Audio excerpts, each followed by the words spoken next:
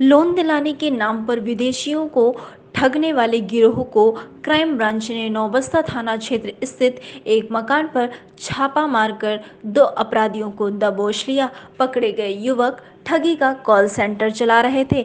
दोनों युवक call centre के माध्यम से अमेरिका में रहने वाले विदेशियों को हाउस या पर फिर पर्सनल लोन दिलाने का झांसा देते थे।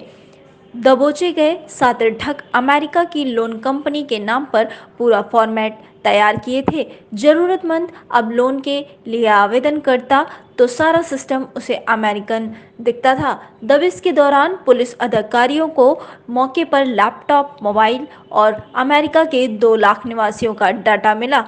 पिछले कई दिनों से पुलिस अधिकारियों को फर्जी कॉल सेंटर चलाने की जानकारी आ रही थी। इस जानकारी के आधार पर क्राइम ब्रांच की टीम गुरुवार रात 3 बजे नौबस्ता थाना क्षेत्र के एक मकान पर पहुंची। मकान के अंडरग्राउंड में कॉल सेंटर का संचालन हो रहा था।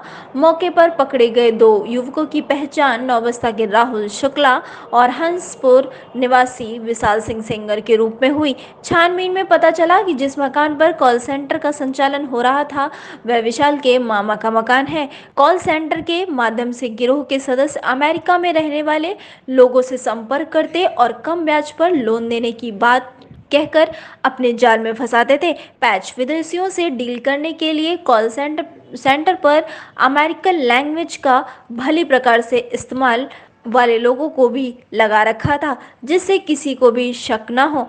ठगों ने पूरी लोन प्रक्रिया भी विदेशी स्टाइल में बना रखी थी, जिस कारण बड़ी संख्या में विदेशी ठगी का शिकार हो गए थे। कॉल सेंटर में तैनात लड़के फुल ट्रेन थे। अमेरिकन भाषा का इस्तेमाल करके यह कस्टमर को फंसाते और फिर प्रोसेसिंग फीस के नाम पर $200 जमा कराते। बाद में आगे की प्रक्रिया के लिए $400 से $500 ले लेते। प्रक्रिया लोन की बढ़ती जाती और ठगी की रकम विभिन्न मदों में वसूलते जाते। कस्टमर को फंसाने के लिए वॉइस ओवर इंटरनेट प्रोटोकॉल के माध्यम से कॉल की जाती थी, जिससे जरूरतमंद को किसी भी प्रकार का शक न हो। काकादेव में संचालित होने वाले कॉल सेंटर से क्राइम ब्रांच को यहां पर चलाए जा रहे सेंटर की जानकारी हुई थी। सुराग लगते ही पुलिस अधिकारी सक्रिय हो गए और छापा मारकर बड़ी सफलता प्राप्त की। हंसपुरम एरिया में एक इंटरनेशनल कॉल सेंटर चल रहा था जो कि यूएस सिटीजन से होम लोन और पर्सनल लोन के नाम पे ठगी करते थे। और जो यूएस सिटीजन्स होते थे, लगभग इनके पास से हमें 2 लाख यूएस सिटीजन का डाटा मिला है, जिससे ये ठगी करते थे। लोन के लिए जो कॉल करते थे, ये वीओआईपी कॉल्स होती थी। इनके लिए नोएडा का कोई वेंडर था, उसके माध्यम से ये कॉल करते थे। और इनके सिस्टम्स में और मोबाइल में वो ऐप्स भी मिली हैं जिससे वीओआईपी कॉल की जाती हैं। जो इनका पेमेंट का तरीका होता था, वो 3 तरह से इनको पेमेंट्स मिलती थी। एक तो गिफ्ट कार्ड की फॉर्म में, जो कि यूएस डॉलर्स में वहाँ का सिटीजन अमेजोन, ईबे और अन्य कंपनियों के गिफ्ट कार्ड्स खरीद के इनको भेज देता था, और उनको ये जो एनकैश करते थे ये वेंडर्स के माध्यम से करते थे। दूसरा जो पेमेंट का जो लेने का तरीका था वो वाया ट्रांसफ़र था, यूएस के किसी अकाउंट में ट्रांसफ़र करवा के और किसी एजेंट के माध्यम से ये पैसा मंगवाते थे। तीसरा जो था, ये बिटकॉइन में भी पेमेंट्स लेते थे। इसके लिए इनके मोबाइल में जो बिटकॉइन क्रिप्टो करेंसी की पेमेंट्स के लेने के लिए जो ऐप मिली हैं, एक उसमें वजीरेक्स और एक कॉइन स्विच ऐप है, वो भी इसमें मिली हैं, जिसके माध्यम से ये पैसा लेते थे।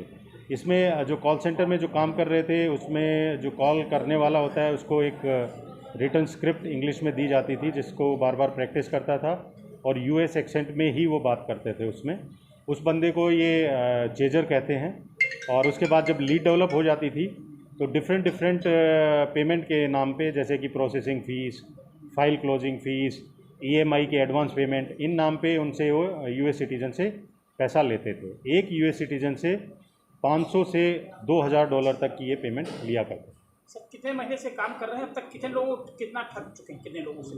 देखिए, अभी तक की जानकारी में, इंटेरोगेशन में ये पता लगा है कि ये कॉल सेंटर 6 महीने से चल रहा था और डाटा इनके पास 2 लाख यूएस सिटीजन्स का मिला है। जो बिटकॉइन से पेमेंट्स हुई हैं वो लगभग 5 से 7 लाख रुपए की हुई हैं। बाकी इनके अकाउंट्स और जो स्विच इससे ट्रांसफ़र वाया ट्रांसफ़र जो करवाते थे, और गिफ्ट कार्ड से, उन पेमेंट्स का भी हम पता कर रहे हैं। वो जैसे ही डिटेल्स आएंगी आपसे शेयर करें। सर दो बड़े गैंग पकड़े गए हैं कानपुर से, एक काका पकड़ा गया था, दूसरा ये। तो क्या कानपुर अब देखा साइबर क्राइम की हब बन गया क्या? मतलब अमेरिका को टारगेट कर रहे हैं, अमेरिका की एजेंसी नहीं पकड़ पाई, यहाँ का इनकम टैक्स नहीं पकड़ पाया और पुलिस उन तक पहुँच गई। देखिए, ये इंटरनेशनल कॉल सेंटर्स चला रहे हैं, जिसमें अभी तक पहले काकादेव में पकड़ा गया था। उसी के बेसिस पे हमें जानकारी मिली कि कानपुर में अन्य ऐसे कॉल सेंटर्स चल रहे हैं जो इंटरनेशनल कॉल सेंटर्स के नाम पे चलाते हैं। उनके पास कोई लाइसेंस नहीं होता है और जो मेन टारगेट रहता है वो यूएस सिटीजन्स रहते हैं। तो क्या लगता है कि इनकम टैक्स अपनी रोल नहीं निभा पा रहे? इनकम टैक्स हर करेंसी या लेन देन पे, विदेशी कंपनियों से जो लेन देन होता है उस पर नजर। अगर आपको हमारा वीडियो पसंद आया हो तो इसे लाइक करें, सब्सक्राइब करें और साथ ही बेल आइकन दबाना ना भूलें।